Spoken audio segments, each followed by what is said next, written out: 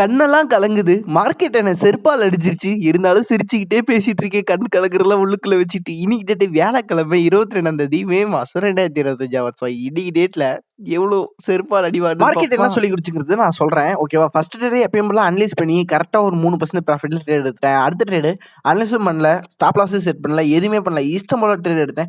Trade எடுத்துட்டு நான் வந்து லைவ்ல உட்கார்ந்திருந்தாவாச்சும் கண்டிப்பா நான் க்ளோஸ் பண்ணியிருக்க முடியும். நான் பாட்டுக்கு ட்ரேட் எடுத்துட்டு வேலைய பார்க்க போயிட்டேன். வந்து பார்த்தா ரூ. 400 ஓகே. லாஸ்ல ஓடிடுச்சு. 8% லாஸே எனக்கு அதிகம் அப்டின்ட்டு ரூ. 400 லாஸ்ல க்ளோஸ் பண்ணேன். நெட்வொர்க் இஷ்யூவால அது ரூ. 540 தாங்க க்ளோஸ் ஆச்சு. ரூ. 140 எக்ஸ்ட்ரா நான் இன்னைக்கு லாஸ் பண்ணியிருக்கேன்னே சொல்லலாம். மார்க்கெட் இருந்து நான் கத்துக்கிட்ட விஷயம் என்ன அப்டின்னா, நீ கஷ்டப்பட்டாலாம் உனக்கு மார்க்கெட் காசு தராது. மார்க்கெட்ட நீ கரெக்ட்டா இருந்தீனா மட்டும் தான் மார்க்கெட் உன்கிட்ட காசு தருங்கிறத இன்னைக்கு நான் கண்டிப்பா இப்போ கத்துக்கிட்டேன். நம்மள்ட்ட பேலன்ஸ் ரூ. 4385 தான் இருக்கு. ஓகேங்களா? எனக்கு ரூ. 300 கொஞ்சம் செலவு இருக்கு. அந்த ரூ. 300 நான் வித்ட்ரா போட்டுறேன். கண்டிப்பா நான் இதெல்லாம் உங்களுக்கு கடைசியில இந்த சேலஞ்ச் முடியிறப்ப கணக்குலாம் கரெக்ட்டா தான் இருக்கும். எந்த கணக்குல நான் ஏமாத்த போறதில்ல. சரிங்களா? இந்த ரூ. 500 நான் நாளைக்கே ரெக்கவரி பண்ணி காட்டிர்றேன். எனக்காக என்னையும் அண்ணனாவோ, தம்பியோ நெனச்சு நெறைய பேர் ஃபீல் பண்றீங்க. ஃபீல்லாம் பண்ண வேணாம். நாளைக்கே இத ரெக்கவரி பண்ணிருவோம்.